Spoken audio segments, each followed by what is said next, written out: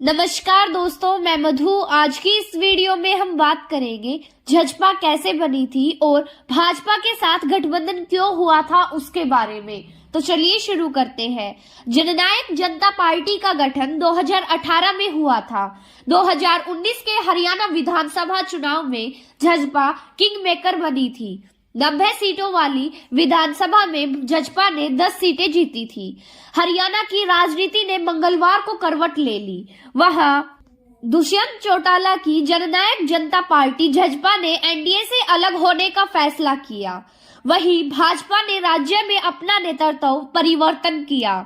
मनोहर लाल खट्टर की जगह प्रदेश अध्यक्ष नायब सिंह सैनी हरियाणा के नए मुख्यमंत्री बना दिए गए। एनडीए से नाता तोड़ने के बाद झझपा में टूट की आशंका जताई जा रही है। बुधवार को नवगठित सरकार ने बहुमत परीक्षण पास कर लिया।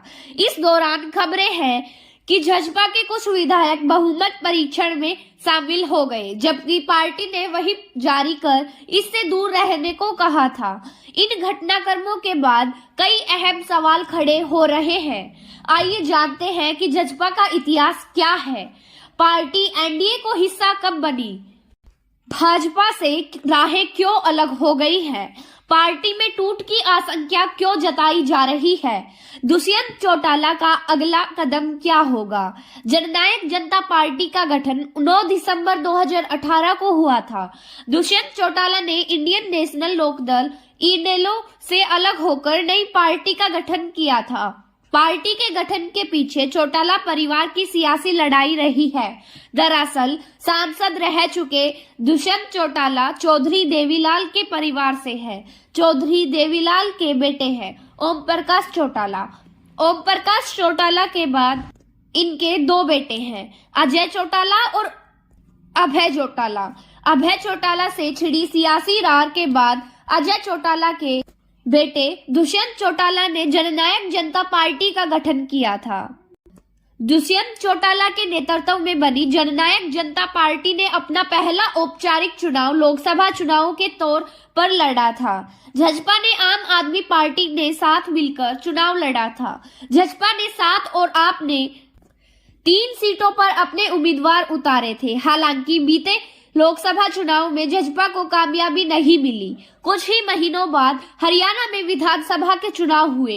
इस चुनाव में जननायक जनता पार्टी ने अच्छा प्रदर्शन किया।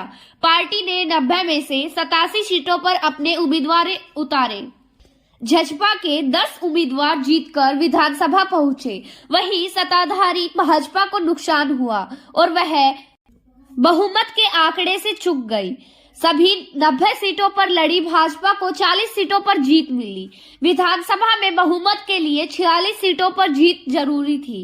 ऐसे में भाजपा बहुमत के आंकड़े से 6 सीटें कम जीत सकी। चुनाव के बाद 10 सीटों वाली झझपा के साथ भाजपा ने गठबंधन किया और राज्य की सत्ता में वापसी की। इस चुनाव में कांग्रेस ने 31 सीटें जीती थी और यह मुख्य विपक्षी पार्टी बनी। 7 निर्दलीय इनेलो 1 और हरियाणा लोकहित पार्टी को 1 सीट पर जीत मिली थी। भाजपा झझपा सरकार के मुख्यमंत्री मनोहर लाल खट्टर बने। वहीं झझपा की तरफ से दुष्यंत चौटाला राज्य के उप मुख्यमंत्री बने। आगामी लोकसभा चुनाव को लेकर भाजपा और झझपा के बीच सीट बंटवारे को लेकर बातचीत चल रही थी। भाजपा के राष्ट्रीय अध्यक्ष जेपी नड्डा और झझपा नेता दुष्यंत चौटाला के बीच सीट बंटवारे को लेकर सोमवार को 45 मिनट बातचीत हुई थी। तो दोस्तों, हमारी अगली वीडियो देखने के लिए हमारे चैनल को लाइक एंड सब्सक्राइब कीजिए।